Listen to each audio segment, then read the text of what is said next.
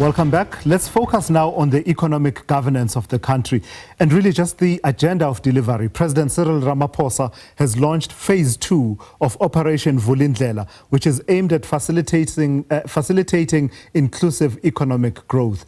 Phase 2 will focus along the same fields really, such as electricity, water, infrastructure and telecommunications, but with a stronger focus on local government as well as housing delivery. Operation Vulindlela started in 2020 as a joint initiative of the Presidency and National Treasury, roping in other stakeholders as well to accelerate the implementation of structural reforms. Ramaphosa says that many municipalities are unable to deliver basic services to households and businesses. So let's unpack it all and see how it has worked up to this point and how it will work going forward. I'm joined on the phone by Professor Jannie Rossouw, who is an honorary professor at the Wits Business School, as well as Martin Kingston from Business Unity South Africa. Good afternoon to the both of you, and thank you for your time. Martin, let me start with you.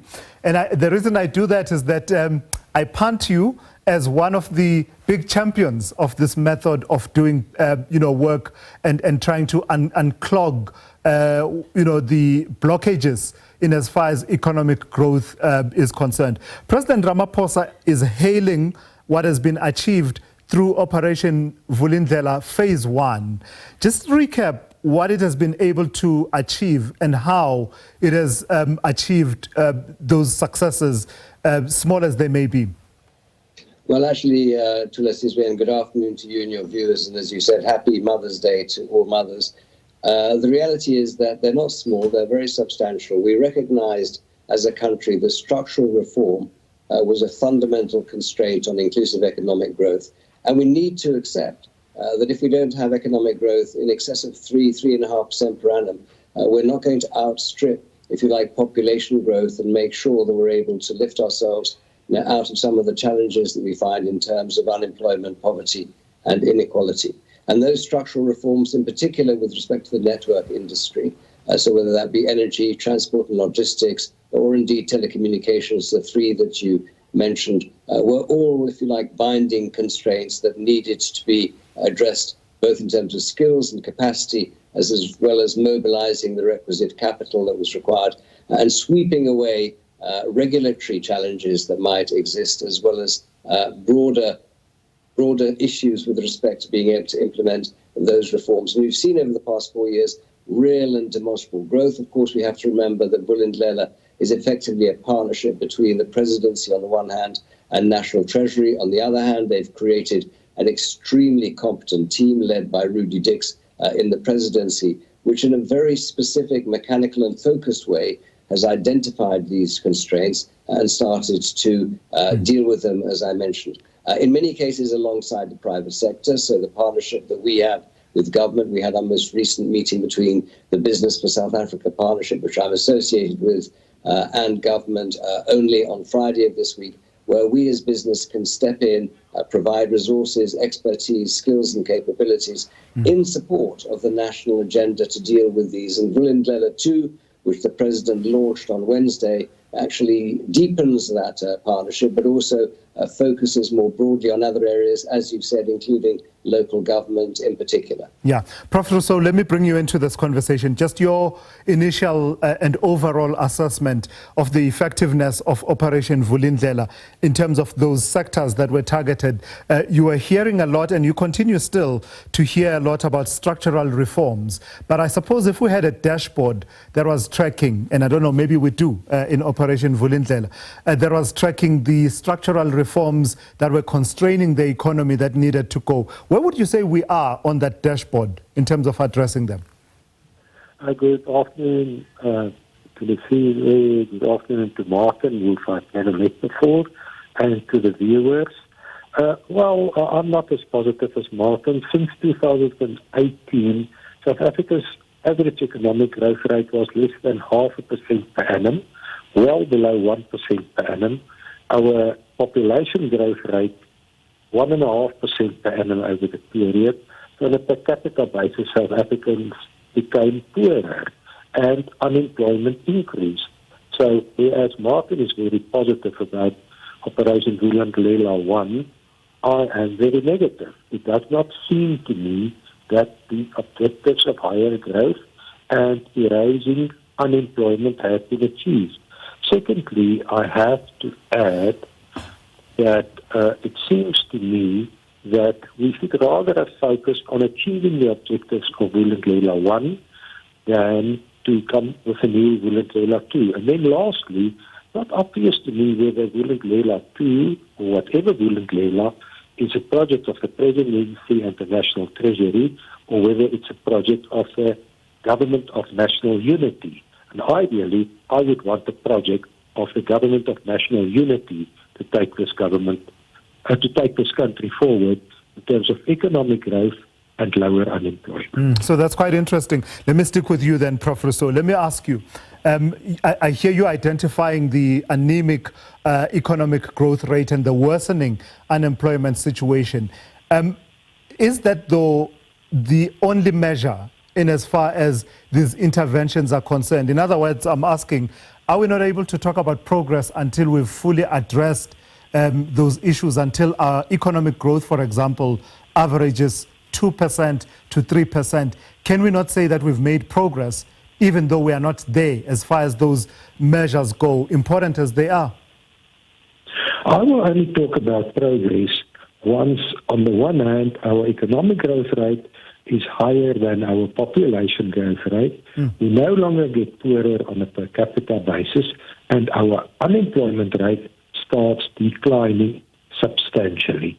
Those are the indicators that I will use to call a success. The rest, to me, is political speak, and I feel about Vulindlela 1 and Vulindlela 2, political speak show me the results. And once I see the results, I will be very positive, because then the average South African will feel better living conditions. And that is what we need desperately.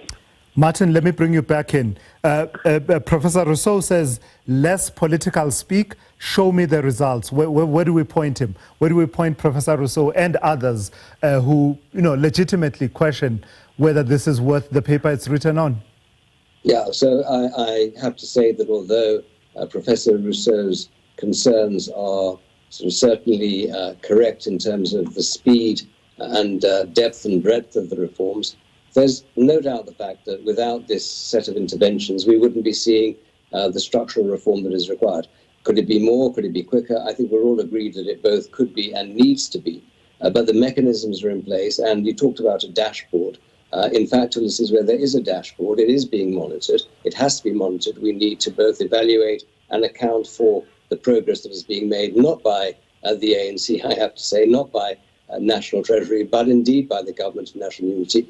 Business's view in the context of the partnership is we are working with the government of the day. That happens to be under the 7th administration, the Government of National Unity. And we need to have the mechanisms, the resources and the systems in place to be able to drive that process of reform. Now, Vulindlela is about all of those three things, and we as business are leaning into that process. We would like our efforts to be sort of redoubled, if you like, but without them, we will make absolutely no headway in terms of addressing the issues that the Professor has talked about, which is the need for economic growth to significantly outstrip population growth. And the only way we can do that is by generating a level of confidence in the country. In particular, the private sector investment, both formal and investment, can drive that growth and hence deal with the unemployment issues by generating sustainable jobs. That is happening. Vulindlela 2 is building on the successes of Vulindlela 1, which, by the way, are not in dispute. The fact that many of the steps have been taken, whether it be the ERA, the Energy Regulation Act, or indeed the creation of the National Transmission Company of South Africa within Eskom, the significant reduction in load shedding that we have seen, an improvement in the performance of Transnet, again, not adequate, but significant. All of those are signals that we're heading in the right direction.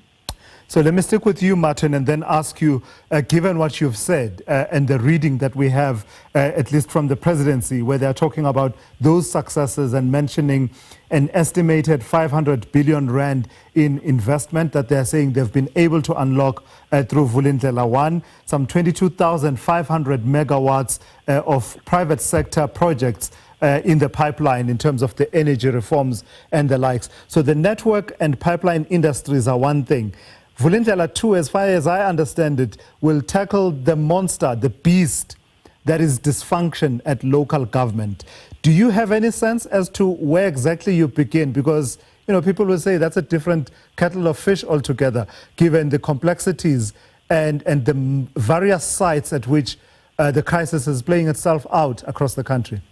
You're absolutely right, Tulisizwe. I mean, local government is, of course, where the rubber hits the road. It's where we have the biggest constraints, both in terms of capacity as well as in terms of maladministration and corruption. I think that's acknowledged and recognized, but not addressed, I have to say. In the context of the partnership with government, one of our areas, as you'll know, is crime and corruption, and making sure that we've got an accountable public, but also private sector, and that there are consequences for both criminal and corrupt activity, as well as other forms of malfeasance. That underlines and underpins the very challenges that we have within local government. It's far too big an elephant, if you like, to deal with in one bite. We're going to have to do it in bite-sized chunks. We're in a conversation with government about how that can be achieved in the most efficient manner. Because once we start demonstrating some level of success, we can leverage off it. But you're absolutely correct. That is the biggest problem that we have as a country to deal with right now. And it comes down to the issue of capacity, which the president has been very clear and open about. In fact, since he assumed the presidency, we haven't dealt with that issue yet. And that capacity is most problematic at a local government level, not universally across the country, but in many parts of the country where actually we're not able to deliver the services that are required by the population at large. Yeah. Professor Rossouw, just your sense of what would help Operation Vulindlela 2 succeed in as far as tackling the challenges at local government go. The current suggestions from what I read of the document talk about increasingly adopting a kind of structure at local government that includes working with utilities, for example. Not just utilities, but ensuring that those utilities have enough institutional independence and ability to run efficiently and correctly staffed. Is that the starting point, and what else should be added to it? Allow me to take one step back. Vulindlela 2.0 reads to me like a wish list that any person can draw up. I've tried to count all the objectives, but there are too many. It's more than 10. If you want a plan to work, give 3 measurable objectives. Focus and hold yourself accountable to those objectives. So, in terms of local government, there's one problem, and incidentally, it is on the list of Vulindlela, namely standardize and professionalize the appointment of senior officials at local government level. My immediate question is, why did you break it through cadre deployment? As long as you have cadre deployment at local government level, you will not fix local government.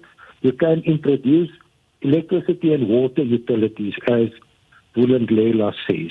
You can have an update of the white paper on local government. You can reconsider the finance model for local government. As long as you have cadre deployment rather than appointment on merit at local government level, local government will remain broken.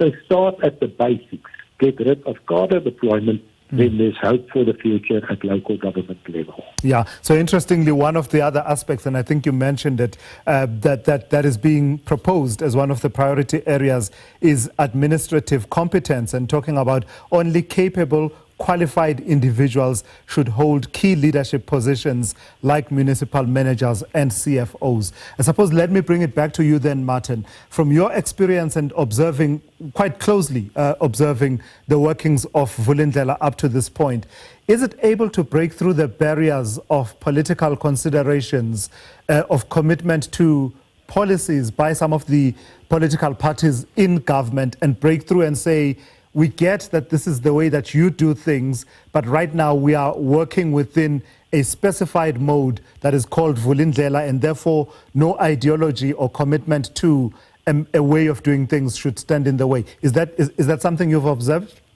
Yeah, absolutely so. And I agree, by the way, with the professor. We know that cadre deployment is a fundamental challenge that needs to be dispensed with as a matter of urgency, not just at local government level, but throughout the public sector. And that view has been expressed repeatedly by the private sector, including in the context of the B4SA partnership with government. So if the question is, do I believe that those who are championing Vulindlela 2 are aware of that as one of the key considerations that needs to be addressed?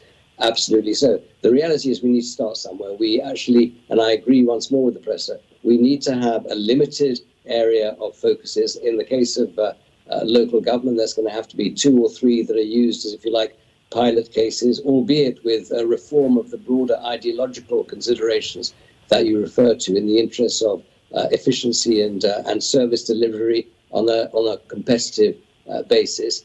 Do I think it's going to be done overnight? No, it's not. It requires, most importantly, political will, and then the resources, skills, and capabilities, as we were discussing before, to drive that forward. But of course, the most important single aspect is political will. And if the presidency has associated himself with the document that you have read, and when I say the presidency, including the president himself, then we have to attribute to him the fact that he's got the will to not only take those decisions, but force them through at pace. All right. So it will be interesting to see how it all unfolds. But for this afternoon, I've got to thank the both of you. That is Jannie Rossouw, who is an honorary professor at the Wits Business School, as well as Martin Kingston from Business Unity South Africa. We've been discussing Vulindlela 2.0. We didn't get time really to get to the other aspects. I saw the president talking about supply chain management and procurement at local government and saying maybe we might want to elevate that as well and include it within Vulindlela 2. But let's see how it all unfolds.